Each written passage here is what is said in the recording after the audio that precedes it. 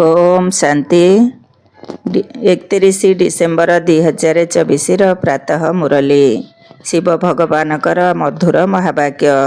शिव बाबा कहते मिठे बचे बाबा प्रतिदिन जहाँ सबू पढ़ाउछंती ताहाकू केबे हेले बंद करिबार नाही, कारण यही पाठ पढ़ा द्वारा ही मनर संदेह दूर होइथाए। बाबा प्रतिदिन जहाँ सबू पढ़ाउछंती ताहाकू केबे हेले बंद करिबार नाही, कारण यही पाठ पढ़ा द्वारा ही मनर संदेह दूर होइथाए। प्रश्न, बाबांकर हृदय को जितिबार उपाय कौन? बाबांकर हृदय को जितिबार उपाय कौन? उत्तर, बाबांक हृदय को जितिबाकू हेले जे पर्यंत संगम जुग रहिछि से पर्यंत बाबांकू किछि भी लुचाओ नहीं। निजर चरित्र उपरे पूरा पूरा ध्यान दियो।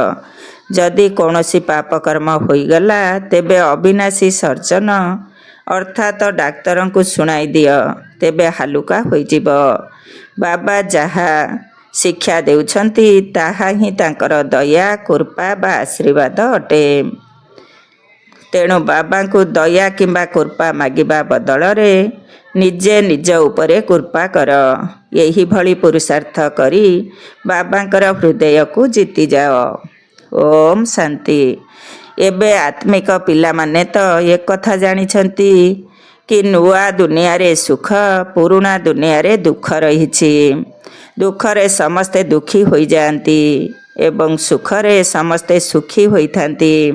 सुखर दुनिया रे दुखर चिन्ह वर्ण रहिब नाही, पुणी जेउठी दुख अछि सेठारे सुखर चिन्ह वर्ण रहिब नाही। जेउठी पाप अछि सेठारे पुण्यर चिन्ह वर्ण नाही, जेउठी पुण्य रहिछि सेठारे पापर चिन्ह वर्ण रहिब नाही। ताहा केउ स्थान अटे? गोटिए हेउछि सत्ययुग, अन्यटी हेउछि कलियुग। एहा तो पिलामानक बुद्धिरे निश्चय रहिथिब। एबे दुखर समय पूरा हेउछि एवं सत्ययुग पई प्रस्तुति चलिछि।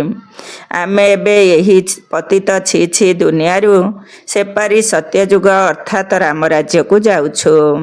नुआ दुनिया रे सुख, पुराना दुनिया रे दुख रहिछि। एपरी नुहे जे जिए सुख देइथांती से ही दुख मध्य देइथांती, ना। सुख तो बाबा देउछंती किंतु दुख माया रावण देउछि। से ही शत्रुर पुतुला को प्रत्येक वर्ष जलाई थांती। जिए दुख देइथाए ताकू सर्वदा जला जाई थाए। पिला माने जानिछंती जेतेबेले तार राज्य समाप्त होइजिब से सबुदिन पाई विदाय नैजिब। पांच विकार ही समस्त को आदि मध्य अंत दुख देई आसीछि। एठारे तुमे बसिथिले मध्य तुमर बुद्धिरे यह रहुजे आमे बाबांक पाखकू जिबु। रावण को तो तुमे केबे बाबा बोली कहिब नाही। रावण को केही परम पिता परमात्मा बोली कहिबार केबे सुनिछ? केबे भी नुहे। केही केही भाबी थांती लंकारे रावण थिला। बाबा कहउछंती यही सारा दुनिया ही हेउछि लंका। कहउछंती भास्को डा गामा स्टीमर बा बोट द्वारा सारा दुनियार परिभ्रमण करिथिले। जेउ समय रे से परिभ्रमण करिथिले से समय रे एरोप्लेन आदि नथिला। ट्रेन मध्य बाष्परे चालुथिला। बिजुली शक्ति अलगा जिनिस अटे। एबे बाबा कहउछंती दुनिया तो गोटिए, नुआरू पुरुणा, पुरुणारू नुआ होइथाए। एपरी कुहाजिब नाही जे स्थापना पालना विनाश, ना। प्रथमे स्थापना पुणी विनाश परे पालना। यह ही ठीक अक्षर अटे। परे अर्थात द्वापररू रावणर पालना आरंभ होइथाए। ताहा मिथ्या विकारी पतित हेबार पालना अटे, जेउथिरे समस्ते दुखी होइथांती। बाबा तो केबे काहाकू दुख दियंती नाही। एठारे तो तम प्रधान होइथिबा कारणरू बाबा को ही सर्वव्यापी कहि देउछंती। देख किभଳି होई जाइछंती। यही कथा तो तुम पिला मानकर चालिबा बुलिबा समय रे बुद्धिरे रहिबा दरकार। बहुत सहज अटे। केवल अलफ अर्थात बाबांक कथा।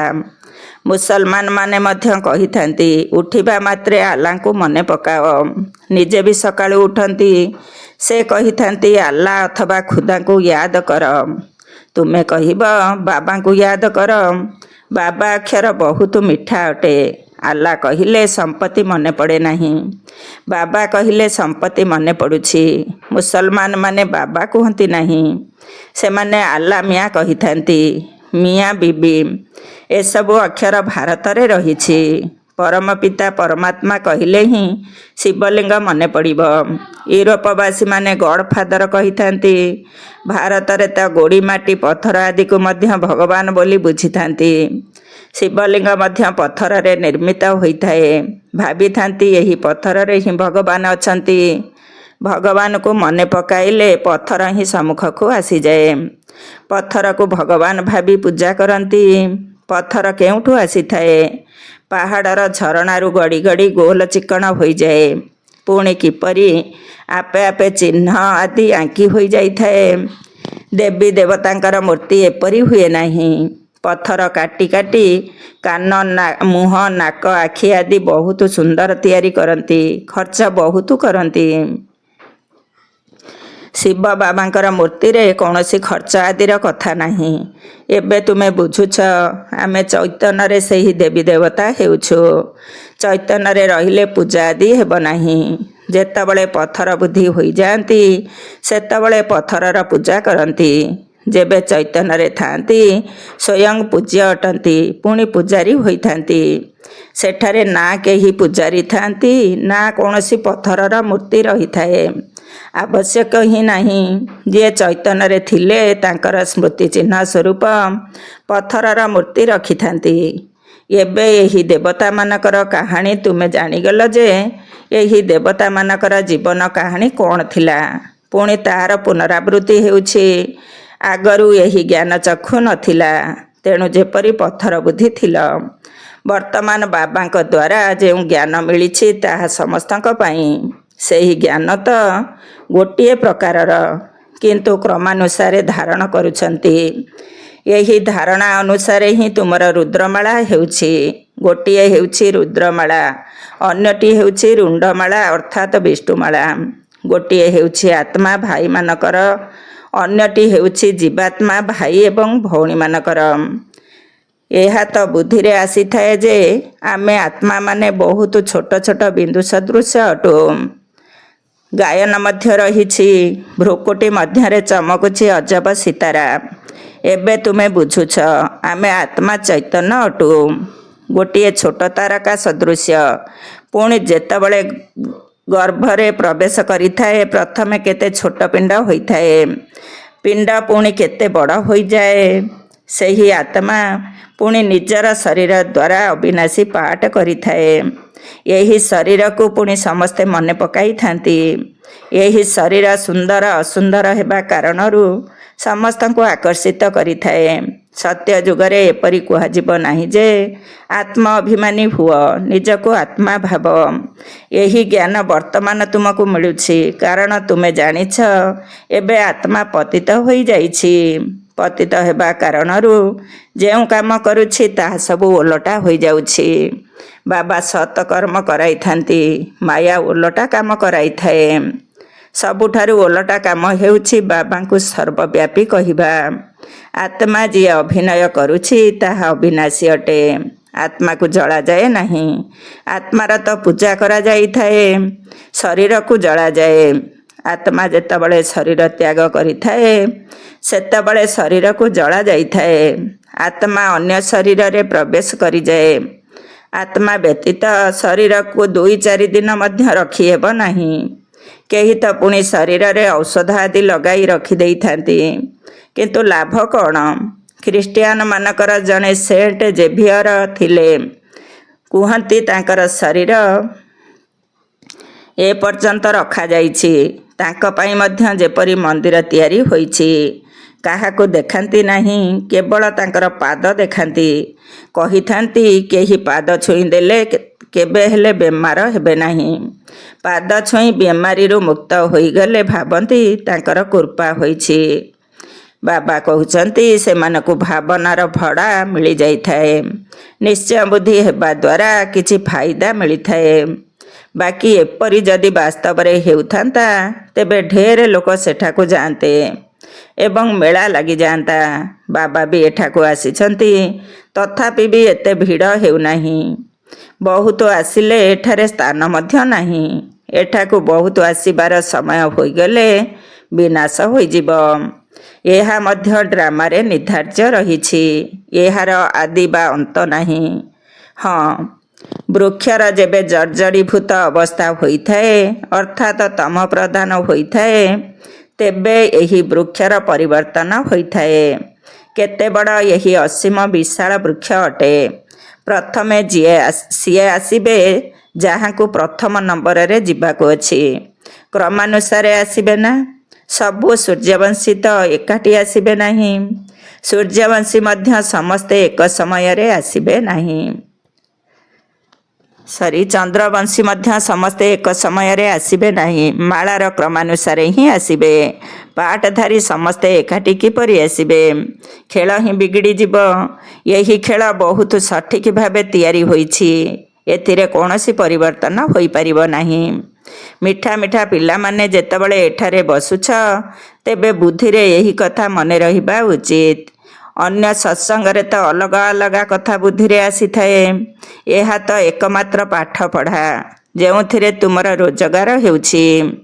ସେହି ଶାସ୍ତ୍ର ଆଦି ପଢ଼ିବା ଦ୍ୱାରା ରୋଜଗାର ହୁଏ ନାହିଁ। ହଁ, କିଛି ନା କିଛି ଭଲ ଗୁଣ ଧାରଣ ହୋଇଥାଏ। ଏପରି ନୁହେଁ ଯେ ଗ୍ରନ୍ଥ ପଢ଼ୁଥିବା ସବୁ ଆତ୍ମା ନିର୍ବିକାରୀ ହୋଇଥାନ୍ତି। ବାବା କହୁଛନ୍ତି, ଏହି ଦୁନିଆରେ ସମସ୍ତେ ଭ୍ରଷ୍ଟାଚାରୀରୁ ଜନ୍ମ ହୋଇଥାନ୍ତି। ତୁମ ପିଲାମାନଙ୍କୁ କେହି କେହି ପଚାରୁଛନ୍ତି, ସେଠାରେ ସନ୍ତାନ କିପରି ଜନ୍ମ ହେବ? କୁହ, ସେଠାରେ ତ 5 ବିକାର ହିଁ ନାହିଁ। ଯୋଗ ବଳ ଦ୍ୱାରା ପିଲା ଜନ୍ମ ହୋଇଥାନ୍ତି। ପିଲା ଜନ୍ମ ହେବା ପୂର୍ବରୁ ହିଁ ସାକ୍ଷାତକାର ହୋଇଥାଏ ଯେ ସନ୍ତାନ ଜନ୍ମ ନେବ। ସେଠାରେ ବିକାରର କଥା ହିଁ ନାହିଁ। ଏଠାରେ ତ ପିଲାମାନଙ୍କୁ ମଧ୍ୟ ମାୟା ହରାଇ ଦେଉଛି। କେହି କେହି ତ ବାବାଙ୍କୁ ମଧ୍ୟ ଆସି ଶୁଣାଇଥାନ୍ତି। ଶୁଣାଇବେ ନାହିଁ ତ 100 ଗୁଣା ଦଣ୍ଡ ମିଳିବ। ବାବା ତ ସବୁ ପିଲାମାନଙ୍କୁ କହୁଛନ୍ତି, କୌଣସି ବି ପାପକର୍ମ ହୋଇଗଲେ ବାବାଙ୍କୁ ତୁରନ୍ତ ବତାଇବା ଦରକାର। ବାବା ଅବିନାଶୀ ବୈଦ୍ୟ ଅଟନ୍ତି। ବୈଦ୍ୟଙ୍କୁ ଶୁଣାଇଲେ ତୁମେ ହାଲୁକା ହୋଇଯିବ। ଯେ ପର୍ଯ୍ୟନ୍ତ ସଙ୍ଗମ ଯୁଗ ରହିଛି, ସେ ପର୍ଯ୍ୟନ୍ତ ବାବାଙ୍କୁ କିଛି ବି ଲୁଚାଅ ନାହିଁ। କେହି କେହି ଲୁଚାଇଥାନ୍ତି, ତେଣୁ ସେମାନେ ବାବାଙ୍କ ହୃଦୟକୁ ଜିତି ପାରିବେ ନାହିଁ। ସବୁ କିଛି ପୁରୁଷାର୍ଥ ଉପରେ ଆଧାରିତ। ସ୍କୁଲକୁ ଆସିବ ନାହିଁ ତ ଚରିତ୍ର କିପରି ସୁଧୁରିବ? ଏହି ସମୟରେ ସମସ୍ତଙ୍କର ଚରିତ୍ର ଖରାପ ହୋଇଯାଇଛି। ବିକାର ହିଁ ହେଉଛି ପ୍ରଥମ ନମ୍ବରର ଖରାପ ଚରିତ୍ର। ତେଣୁ ବାବା କହୁଛନ୍ତି, ପିଲେ, କାମ ବିକାର ତୁମର ମହାଶତ୍ରୁ ଅଟେ। ଆଗରୁ ମଧ୍ୟ ଗୀତାରେ ଏହି ଜ୍ଞାନ ଶୁଣିଥିଲେ, କିନ୍ତୁ ଏହି ସବୁ କଥା ବୁଝି ହେଉନଥିଲା। ଏବେ ବାବା ଡାଇରେକ୍ଟ ଗୀତା ଶୁଣାଉଛନ୍ତି। ଏବେ ବାବା ତୁମ ପିଲାମାନଙ୍କୁ ଦିବ୍ୟ ବୁଦ୍ଧି ଦେଇଛନ୍ତି। ତେଣୁ ଏବେ ଭକ୍ତିର ନାମ ଶୁଣିଲେ ହସ ଲାଗୁଛି ଯେ ଭକ୍ତିରେ କ'ଣ କ'ଣ କରୁଥିଲେ। ଏବେ ତ ବାବା ଶିକ୍ଷା ଦେଉଛନ୍ତି। ଏଥିରେ ଦୟା, କୃପା କିମ୍ବା ଆଶୀର୍ବାଦର କଥା ହିଁ ନାହିଁ। ନିଜ ଉପରେ ହିଁ ଦୟା, କୃପା ଅଥବା ଆଶୀର୍ବାଦ କରିବାକୁ ହେବ। ବାବା ତ ପ୍ରତ୍ୟେକ ପିଲାଙ୍କୁ ପୁରୁଷାର୍ଥ କରାଇଥାନ୍ତି। କେହି ତ ପୁରୁଷାର୍ଥ କରି ବାବାଙ୍କ ହୃଦୟକୁ ଜିତି ଯାଆନ୍ତି, ଆଉ କେହି ତ ପୁରୁଷାର୍ଥ କରି କରି ମରିଯାଇଥାନ୍ତି। ବାବା ତ ପ୍ରତ୍ୟେକ ପିଲାଙ୍କୁ ଏକାପରି ପାଠ ପଢ଼ାଉଛନ୍ତି। ପୁଣି କୌଣସି ସମୟରେ ଏପରି ଗୁହ୍ୟ କଥା ଶୁଣାଇଥାନ୍ତି, ଯାହାକି ପୁରୁଣା ସଂଶୟ ସବୁ ଚାଲିଯାଏ, ପୁଣି ଦୃଢ଼ ହୋଇଯାଆନ୍ତି।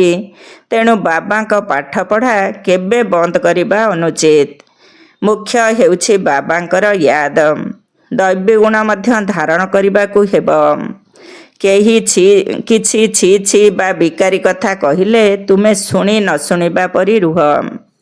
ଖରାପ କଥା ଶୁଣ ନାହିଁ।